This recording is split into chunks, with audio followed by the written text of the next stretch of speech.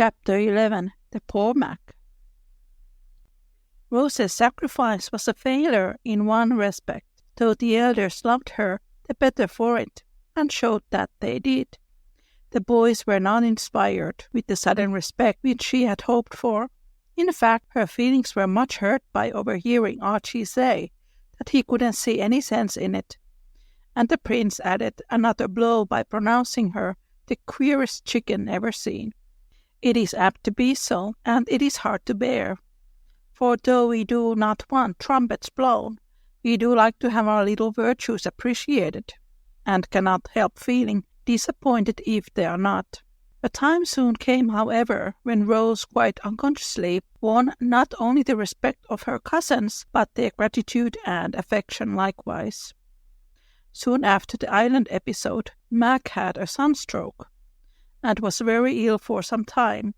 It was so sudden that everyone was startled, and for some days the boy's life was in danger. He pulled through, however, and then, just as the family were rejoicing, a new trouble appeared which cast a gloom over them all. Poor Mac's eyes gave out, and well they might, for he had abused them, and never being very strong, they suffered double now. No one dared to tell him the dark predictions of the great oculist, who came to look at them, and the boy tried to be patient, thinking that a few weeks of rest would repair the overwork of several years. He was forbidden to look at the book, and as that was the one thing he most delighted in, it was terrible affliction to the worm. Everyone was very ready to read to him, and at first the lads contented for his honour. But as week after week went by, and Mac was still condemned to idleness and a darkened room, their zeal abated, and one after the other fell off. It was hard for the active fellows right in the midst of their vacation, and nobody blamed them when they contented themselves with brief calls, running of errands, and warm expressions of sympathy.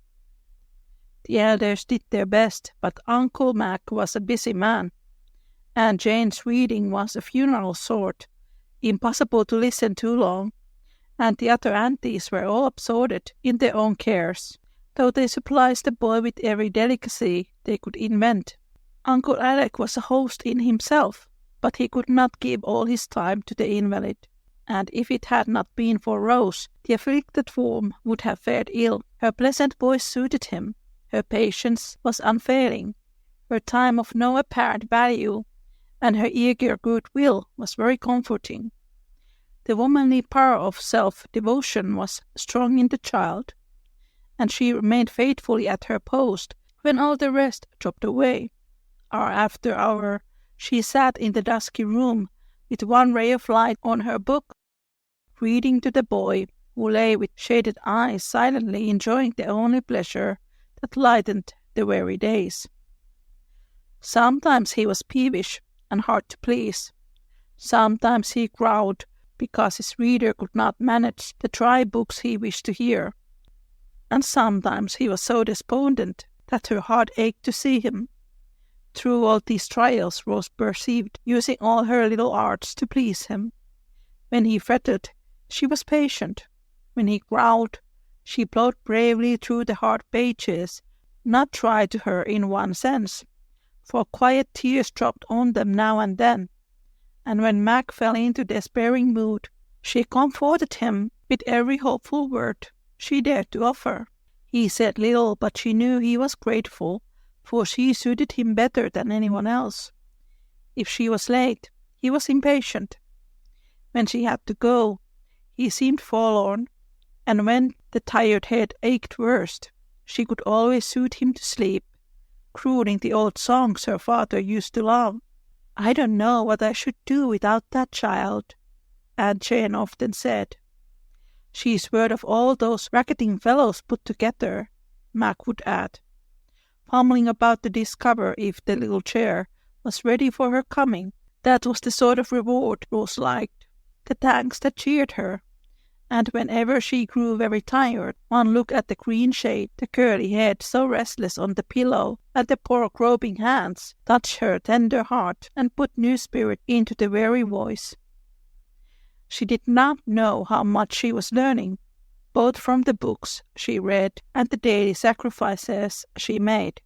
Stories and poetry were her delight, but Mac did not care for them, and since his favorite Greeks and Romans were forbidden, he satisfied himself with travels, biographies, and the history of great inventions or discoveries. Rose despised this taste at first, but soon got interested in Livingstone's adventures, Hobson's stirring life in India, and the brave trials and triumphs of Watt and Arkwright, Fulton, and Palissy the Potter. The true strong books helped the dreamy girl. Her faithful service and sweet patience touched and won the boy, and long afterward both learned to see how useful those seemingly hard and weary hours had been to them. One bright morning, as Rose now to begin a fat volume entitled History of the French Revolution, expecting to come to great grief over the long names, Mac, who was lumbering about the room like a blind bear, stopped her by asking abruptly, "What day of the month is this?" "The 7th of August, I believe. More than half of my vacation gone, and I've only had a week of it." "I call that hard." And he groaned dismally. "So it is, but there is more to come, and you may be able to enjoy that." "May be able. I will be able. Does that old noodle think I'm going to stay stived up here much longer?" "Has he said anything more lately?" "I haven't seen him, you know. Shall I begin? This looks rather nice." "Read away. It's all one to me." Mac cast himself down upon the old lounge. Rose began with great spirit and kept on gallantly for a couple of chapters, getting over the humble names with unexpected success. She thought, for her listener did not correct her once, and lay so still she fancied he was deeply interested.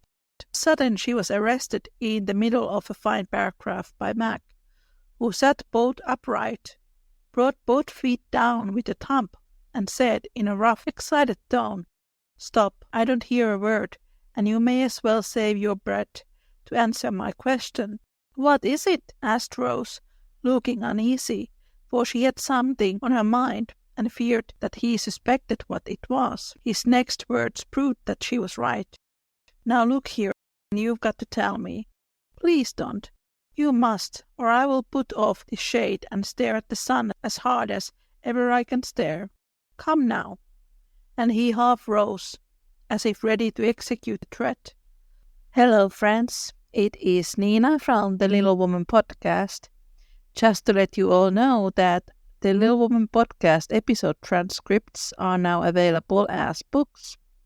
You can find them as paperbacks and ebooks. They are wonderful reading for all the fans of Louisa May Alcott. You can find all the links from the description. And now, back to the show. "Oh, I will tell, if I know, but don't be reckless and do anything so crazy as that," cried Rose in great distress. "Then listen and don't dodge, as everyone else does. The doctor think my eyes worse the last time he came. Mother won't say, but you shall." "I believe he did." "I thought so. Did he say I should be able to go to school when it begins?" "No, Mac."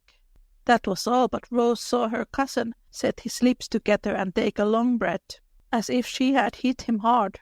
He bore the disappointment bravely, however, and asked quite steadily in a minute, "How soon does he think I can study again?" It was so hard to answer that. Yet Rose knew she must, for Aunt Jane had declared she could not do it, and Uncle Mac had begged her to break the truth to the poor lad. Not for a good many months. "How many?" he asked with a pathetic sort of gruffness. "A year, perhaps." "Whole year? Why, I expected to be ready for college that time." And pushing up the shade, Mac stared at her with startled eyes that soon blinked and fell before one ray of light. "Plenty of time for that," she said, with tears in her own eyes. "I won't do it. I will study and get through somehow. It is all humbug, but taking care so long. These doctors like to keep hold of a fellow if they can, but I won't stand it. I won't." And he banged his fist down on the unoffending pillow, as if he were pummeling the hard-hearted doctor. "Now, Mac, listen to me," Rose said very earnestly, though her voice shook a little and her heart ached. "You know you have hurt your eyes reading by firelight at the dusk and sitting up late. And now you will have to pay for it. The doctor said so. You must be careful and do as he tells you, or you will be blind." "No." "Yes, it is true, and he wanted us to tell you that nothing but entire rest would cure you. I know it is dreadfully hard, but we will all help you. I'll read all day long, and lead you and wait upon you and try to make it easier." She stopped there, for it was evident that he did not hear a sound. The word blind seemed to have knocked him down, for he had buried his face into the pillow and lay so still that Rose was frightened. She sat motionless for many minutes, longing to comfort him, but not knowing how, and wishing Uncle Alec would come home, for he had promised to tell. Presently a sort of choking sound came out of the pillow and went straight to her heart, the most pathetic sob she ever heard. The poor fellow must not indulge in it because of the afflicted eyes. The French Revolution tumbled out, and running to the sofa, she knelt down by it, saying, with the motherly sort of tenderness girls feel for any sorrowing creature, "Oh, my dear, you mustn't cry. Take your head out of that hot pillow and let me cool it. I don't wonder you feel so. Please don't cry. I'll cry for you. It won't hurt me." As she spoke, she put away the cushion with gentle force, and saw the green shade, all crushed and stained with the few hot tears, and told how bitter the disappointment had been. Mac felt her sympathy, but being a boy, did not thank her for it, only sat up with a jerk, saying, as he tried to rub away the telltale drops with the sleeve of his jacket, "Don't bother. I am all right." But Rose cried out and caught his arm. "There's a dear boy, then there will be no harm done. They do smart confoundedly, I say. Don't you tell the other fellows that I made a baby of myself, will you?" he added, yielding with a sigh to the orders of his nurse, who had flown for the eyewash and linen handkerchief. "Of course I won't, but anyone would be upset at the idea of being welcomed in this way. I'm sure you bear it splendidly, and you know it isn't half so bad when you get used to it, and you can do lots of pleasant things if you can study. You'll have to wear blue goggles. Won't that be funny?" And while she was pouring out all the comfortable words she could think of, Rose was softly bathing the eyes and dabbing the hot forehead. Homer was blind, and so was Milton, and they did something to be remembered by in spite of it, he said himself, in solemn tone, for even the blue goggles did not bring a smile. "Papa had a picture of Milton and his daughters writing for him. It was a very sweet picture, I thought," observed Rose in a serious voice. "Perhaps I could study if someone read and did the eye part. Do you suppose I could by and by?" he asked with a sudden ray of hope. "I dare say, if your head is strong enough. This sunstroke, you know, is what upset you, and your brain needs rest, the doctor says. I'll have a talk with the old fellow next time he comes, and find out just what I may do. Then I shall know where I am. What a fool I was that day, to be stewing my brains and letting the sun glare on my book till the letters danced before me. I see them now when I shut my eyes, black balls bobbing around, and stars and all sort of queer things. Wonder if all blind people do. Don't think about them. I'll go on reading, shall I? We shall come to the exciting part soon, and then you will forget all about this," suggested Rose. "No, I never shall forget. I don't want to hear another word of it. My head aches, and I'm hot. Oh, wouldn't I like to go for a pull in the stormy petrel?" And poor Mac tossed about as if he did not know what to do with himself. "Let me sing, and perhaps you will drop off. Then the day will seem shorter," said Rose, taking up a fan and sitting down beside him. "Perhaps I shall.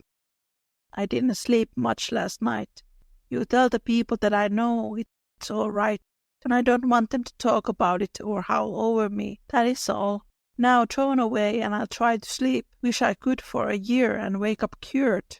"Oh, I wish you could." Rose said it so fervently that Mac was moved to grope for her apron and hold on to a corner of it, as if it was comfortable to feel her near him. But all he said was, "You are a good little soul, Rosie, Quite contented with this small return for all her sympathy, Rose waved her fan and sang in a dreamy tone the pretty Scotch air, The Burghs of Aberfeldy. Whether the lassie went or not I cannot say, but the laddie was off to the land of Nod in about 10 minutes, quite worn out with hearing the bad tidings and the effort to bear them manfully.